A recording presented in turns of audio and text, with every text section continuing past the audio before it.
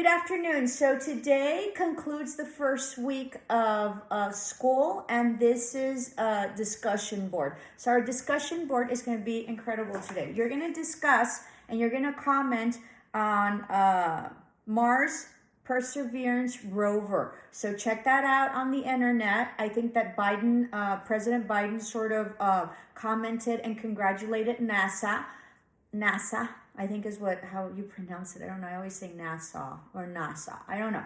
Anyway, so that's beautiful. And I just love that when NASA does something like Perseverance, and then there was another rover that that they have specific names that go along with the rovers, right? So Perseverance, like they persevered to get this rover in Mars, and it is an exceptional feat. Why? Because the scientists had to make sure that when I was viewing this video because I researched before I did the video, right? So I think it's like the first 7 minutes is when it's really critical, and that's when it really needs to survive, when it's like hitting and going through the atmosphere of, and I don't know if that's correct, of Mars, and that it lands correctly. I think the last rover that they sent over, it disintegrated or broke itself as soon as it landed. So it was, so it was sort of useless, but not, because every failure or whatever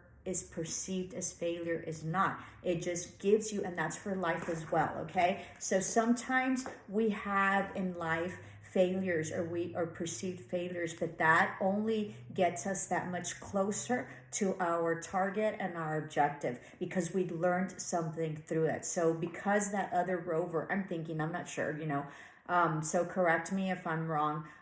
Input would also be interesting. So I think that whatever it is that they were able to successfully land the rover because of all the previous failures and everything that they've gone through, that they've learned in order to make this mission a successful mission. And so it is extraordinary. And you know what? It's sort of like doctors, right? And healthcare workers that you guys are in, that you can mend bodies and you can make people well, and not everybody, but mostly. And then so the scientists are amazing, and I am so happy that this has happened, and I'm so glad that the scientists are given the position of knowledge and respect that they so deserve, in our, and I'm just going to say it, but in our past administration, everything that was scientific was completely taken out of the window and not used for any type of any type of forward movement or progression. And that's why you all in English, you have to cite, everything needs to be, you have to have citations, you have to have an APA format, because it is through building upon other people's research and other scientists and people, that, doctors and, psychologists, or whatever research it is that you're doing. You basically build whatever it is that you're discussing and whatever it is that you're researching, you build upon other people's research. And so instead of rediscovering the wheel, then you take off from wherever it is that they left, or that you see an article that sort of goes along with something that you're doing. So so it's a huge feat, and it's to be respected. And science, as is medicine, there is specific. It's not a theory. There's theories, but but you have to prove them, right? It's not something that whatever. So we're in a very very exciting time, even though with COVID and stuff. But yesterday I went to go see Mama, and I was driving down to her house, and for the first time in like a year, I guess we've been with COVID for about a year. I'm thinking maybe a little less. I can't remember, a year and a half. Who knows?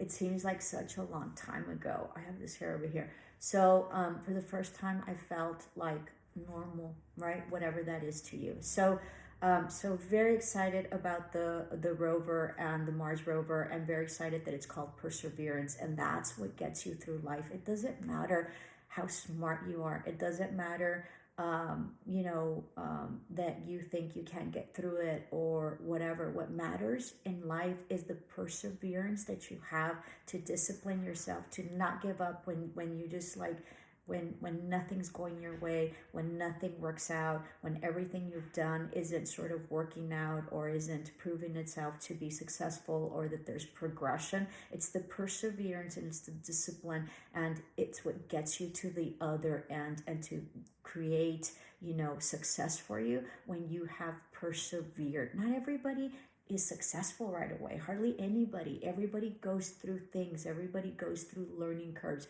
Everybody goes through schemata, which is your initial foundation of knowledge that you build upon. And so you keep building and you keep building, and that's what your whole life is about. It's like being bilingual or learning language, right? Which is English. I teach communication, business, and I teach English, which is communication and language. So you never are complete and you're never done. Why? Because you're always learning and you're always adding to your schemata, which is the prior knowledge that you have. And so that is what life is about. So don't ever give up. I mean, Mars is just amazing. I mean, they were able, this is, the last rover, I think it was the last one, or who knows what, broke, and it was just like, it was like, sort of like a failure mission, but maybe it wasn't. Maybe they learned, how that thing broke and what they needed to do to stabilize it. Is imagine like, shooting and like coming down, this rover, right, and going through this atmosphere. I sort of imagine like like Superman, right, or the Avengers, where they're like, maybe not the Avengers, I don't know, but when they're like, going through this atmosphere, through galaxies or whatever, like Star Trek, in the end, they're sort of all theories that initially start as theories, but later are proven that maybe we can progress and that are real, right? And so imagine going through all this, going through Mars, going through such extreme atmosphere, first getting there, I don't know how many light years or who the hell knows how long it is, and then getting there, and then finally going through the atmosphere, and the other rover, just I think that it broke because it was too hard of an impact, and so it broke, and so I sort of remember, I don't know if you guys saw Wall-E. I sort of, like he was like alone, right, and he used to take care of himself. So that was a beautiful animated movie, and everything in general that has been in fiction has sort of come out. So I am a Jetsons fan, right? The Jetsons, the cartoon, and I grew up with the Jetsons because I'm really old. And Jane never wanted to, answer the phone, right? Because she was in curlers, and before the phones were like connected to the wall, right? Because that's how the phones were. They were landlines, and now you can see everybody, with FaceTime and Skype and all that. So, and that, but it took like 50 years to get to that point, right? So the scientists are very important in progression and progressing us to the next level because of their experience and what they've learned and what they've studied, because they don't go to school just because. It's sort of like you all. You guys aren't going to school. Not everybody can draw blood, or maybe they can, but you guys are going to be very well educated in that. And do you want somebody to draw blood that hasn't gone to school? Of course not. They need to know whatever they need to know in order to draw blood. Same deal with the scientists, right? So very, very interesting, very exciting. I love that they choose like the names like Perseverance. They persevered until boom, until we got, the rover there. It didn't break, and it's able to take pictures, and how extraordinary. And I don't know if you guys remember, but some time ago, I guess it must have been like 15 years ago or whatever, what happened is that I think one of the comets, I think it was Haley, I think Haley just passed again, or maybe not, who knows, I don't know. So the scientists, NASA was had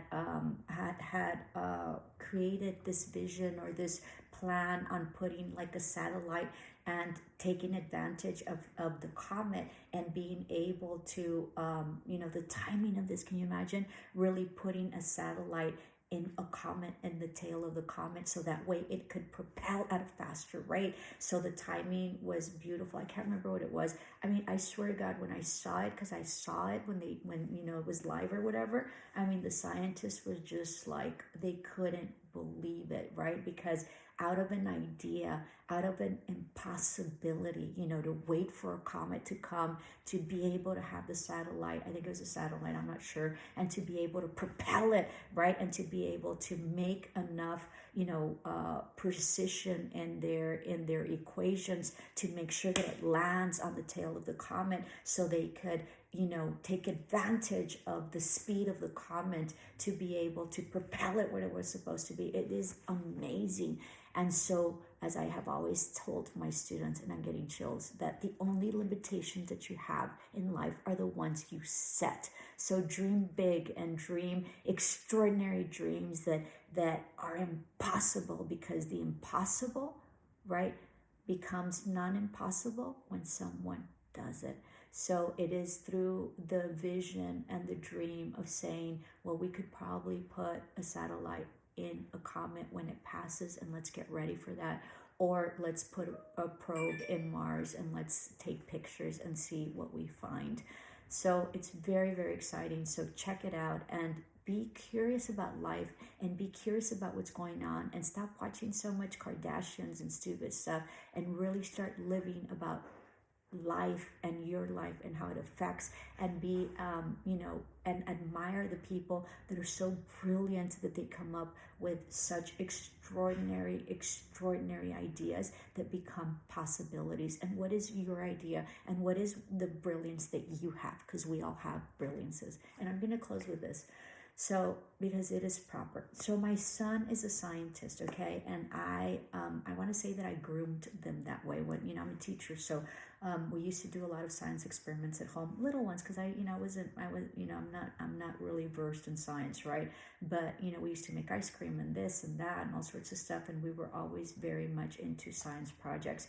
And my son at a very young age would do like composites, and like he used to get like shampoo bottles and then like fill them up with water after they're done, and then put marbles and this, and then he used to have them at the at the ledge of his window. It was very interesting, and he's always been like that. And then he was into sculpting, and in order to create a better sculpture, he started like embedding eggs in the sculpture, and so then he started fighting with the cats because the cats were eating the sculpture. So it was a huge long process. In the end, he studied chemistry. I'll tell you one thing about him, okay? And he hates that I speak about him, but it's important. And my children are extraordinary children. And my son was doing really bad in high school. He was doing horrendous, and he was failing. And I always tell this story because it is such an inspiration. And so I was a high school principal, right? And so I got called in, okay? And his advisor told me, it's a long story. So he was in school, and a public school, and he wasn't doing well. And he came up to me in his sophomore year, and he said, you know what, mommy, I want you to move me. And I said, where? And he stayed at a private all-boys school. And I said, okay, well, if I move you there, you can't move back. There aren't going to be any girls. You need to pick up your pants, and you need to cut your hair. And so he said, I'll do it. And so he moved, and it was the best move in his entire life. It was an incredible decision. It says a lot about him. But anyway, so I get called in because he was doing really poorly when we moved, because that's why he got moved, right? And so the counselor tells me, Miss Edwin, your son is second to last in class. And I'm like, okay. And then he's like, but you don't understand, Miss Edwin, your son is second to last in class. And I'm like, okay. And he tells me, it's because, Miss Edwin, you don't understand, your son is second to last in class. And I said, you think I don't understand? I'm a high school principal. Of course I understand. I said, can he graduate? Yeah, if he does this and this and that. Okay, let's get him graduate. And he graduated, okay? So going from second to last in class. And when they were telling me, all I could think about is like, who's last? Who's the poor kid? There was all sorts of like rumors that he didn't have parents and this and that or whatever, right? When I got home, I didn't tell my son anything. I said, I got called in. He's like, I understand. I said, just get it done. So he got it done. We prepared that summer, and he said, I really want to turn a leaf, and I really want to prepare. So we prepared as best as he could. I got him all sorts of tutors, this and that, and he went into college and he graduated with a chemistry degree. There was only 5 people in his class graduating, and only 2 were undergrads and 3 were doctoral. So you can imagine. And of course, so let me tell you, so I never knew how he was doing, because I ever asked my kids how they were doing in school. It's very interesting, and I just let it be. They knew what the expectation was, and they, exceeded the expectations. My children have exceeded expectations, and I can't be happier. Okay, so what happened is that he graduated cum laude, which is 3rd in his class. Okay, so he went from being 2nd to last in his class to being 3rd in a chemistry degree. After that, he got a job in NASA over there in like White Sands over there by Las Cruces. So he worked on the Ariane, Roion, I think is what it's called. So I never know how to pronounce this. So he worked on that spacecraft, and he was a chemist. So they were very stressful situations. He says that when they used to gas up the spaceships, right? Or whatever, that the scientists had to like dress in like complete like white like outfits or whatever, and that and then they had to have oxygen, and they had to be very careful because the fuel that they were using was very explosive. And so because it was so first, everything is super secret, I'm not supposed to tell you.